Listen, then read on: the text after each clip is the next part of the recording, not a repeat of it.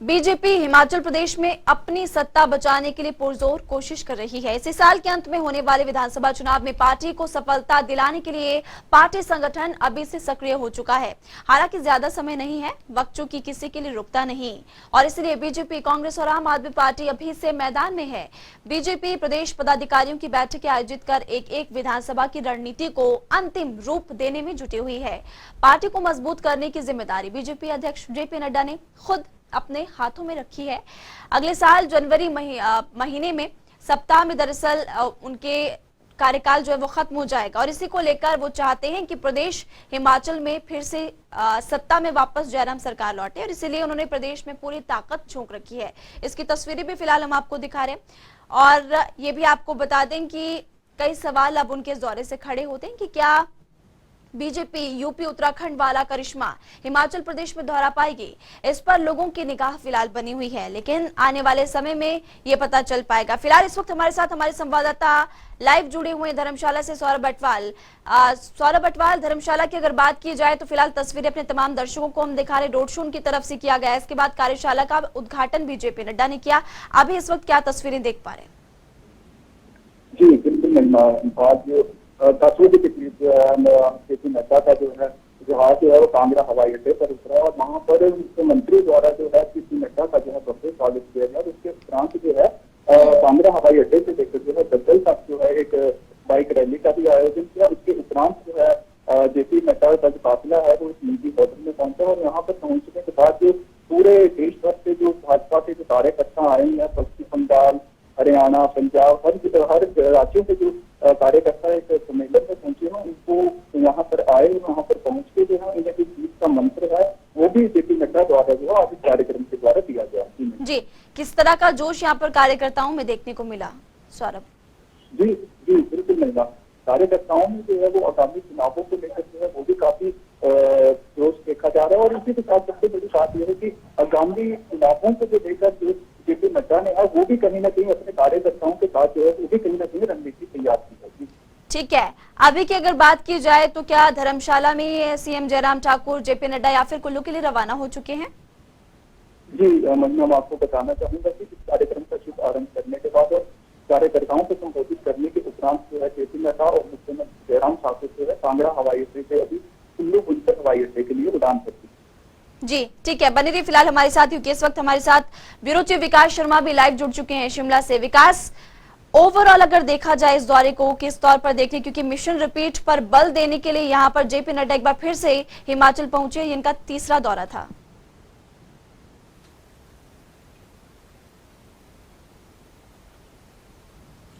निश्चित रूप से देखिए कई तरह के अगर मसलों की हम बात करें, देखिए पदाधिकारियों की क्लास लगी बताया गया कि मिशन रिपीट को लेकर जिस तरह से भाजपा हिमाचल प्रदेश में सक्रियता दिखा रही है, जेपी नड्डा स्वयं तीसरी बार हिमाचल प्रदेश के दौरे पर हैं और तीसरा जो संसदीय क्षेत्र है उसका जो है वो यहाँ पर आकलन किया जाएगा कि आखिरकार किस तरह से मिशन रिपीट जो है वो सफल हो पाएगा। कुल्लू की अगर बात करें तो कुल्लू में जो जनसभा होनी है कई मायनों में अहम उसे माना जा रहा है। ये माना जा रहा है कि वहाँ के कार्यकर्ता, पदाधिकारी, प्रदेश स्तर के तमाम लोग जो है वहाँ पर मौजूद रहेंगे। मुख्यमंत्री जयराम ठाकुर जो है वो भी यहाँ पर मौजूद रहेंगे। एक तरफ जेपी नड्डा जो है वो हिमाचल प्रदेश में धर्मशाला, फिर कुल्लू और मंडी भी जाएंगे, क्योंकि ये जो सूत्रों के हवाले से खबर आ रही है। हालांकि ये बताया जा रहा है कि जो दिवंगत नेता जो पंडित सुखराम का निधन जो है अभी हुआ था, तो ऐसे में उनके परिवार से मिलने जरूर जाया जा सकता है, क्योंकि उनके बेटे जो अनिल शर्मा है एक तरफ वो भाजपा के विधायक भी हैं, दूसरी तरफ क्योंकि पंडित सुखराम एक ऐसा नाम था हिमाचल प्रदेश में जिसे एक चाणक्य के रूप में कहा जाता था कि एक ऐसा नाम था हिमाचल प्रदेश में जिसे एक चाणक्य के रूप में कहा जाता था कि राजनीति के चाणक्य हैं पंडित सुखराम। और ऐसे में आने वाले समय में, क्योंकि अगर कुल्लू की अगर बात करें तो कुल्लू के अंदर जो आज जनसभा होनी है, जनसभा के बाद वहां पर एक बैठक जो है उसका आयोजन किया जाएगा। उस बैठक के अंदर जितने भी हिमाचल प्रदेश के निगम और बोर्डों के जो चेयरमैन बनाए गए हैं, चेयरमैन का जो रिपोर्ट कार्ड है आज जेपी नड्डा जो है वो उनको सौंपेंगे।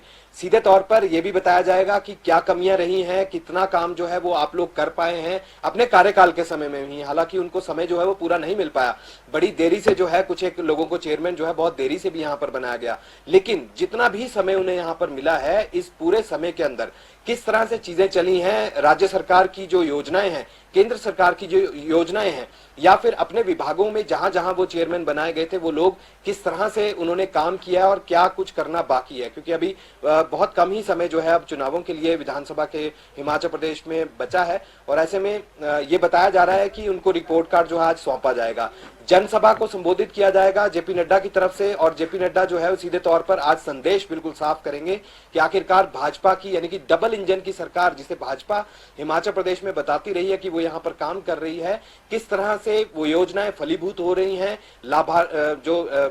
लाभान्वित लोग हुए हैं, यहाँ पर कितने वो लोग हैं और किस तरह की योजनाएं जो हैं वो धरातल पर उतरी हैं, क्या कुछ आगे सरकार जो है वो करने वाली है, चाहे वो केंद्र सरकार की बात करें, राज्य सरकार की बात करें। आने वाले दिनों में अब चुनावी बिगुल जो है वो बज चुका है, आने वाले दिनों में अब कभी भी 3 से 4 महीने के भीतर कभी भी आचार संहिता जो है हिमाचल प्रदेश में लग सकती है।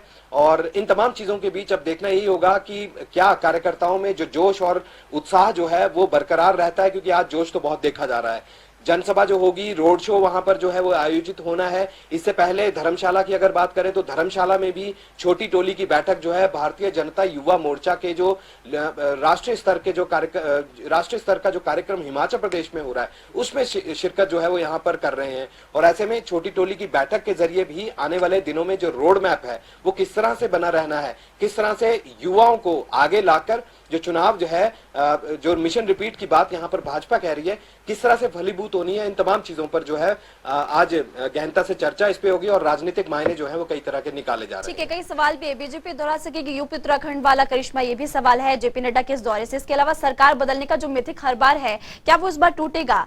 और कई सवाल यहाँ पर उनके दौरे से ये भी खड़े होते हैं जैसे कि नड्डा के दौरे से मिशन रिपीट को कितना बल मिलने वाला है। विकास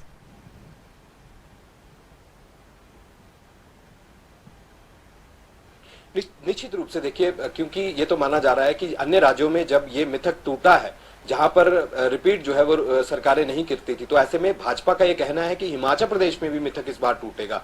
और यही नहीं, चुनौतियां कई हैं।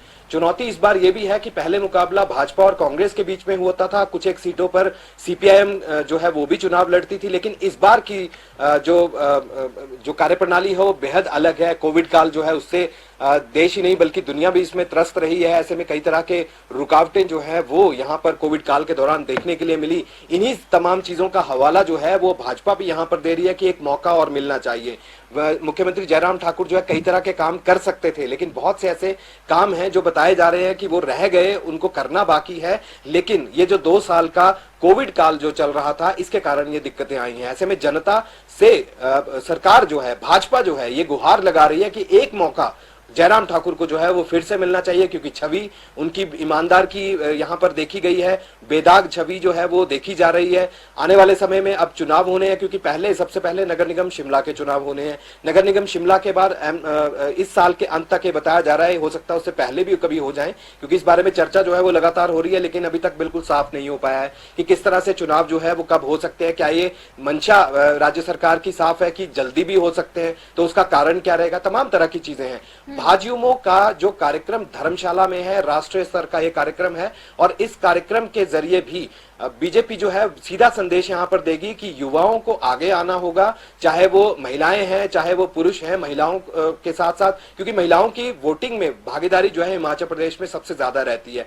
पिछले जो चुनाव गए हैं उसमें आप उठाकर देख लीजिए, जो महिलाएं हैं, ग्रामीण क्षेत्रों की अगर बात करें, शहरी इलाकों की अगर बात करें, तो महिलाओं का वोट सबसे ज्यादा जो है वो इस समय डलता है। तो ऐसे में सबसे ज्यादा रहा है।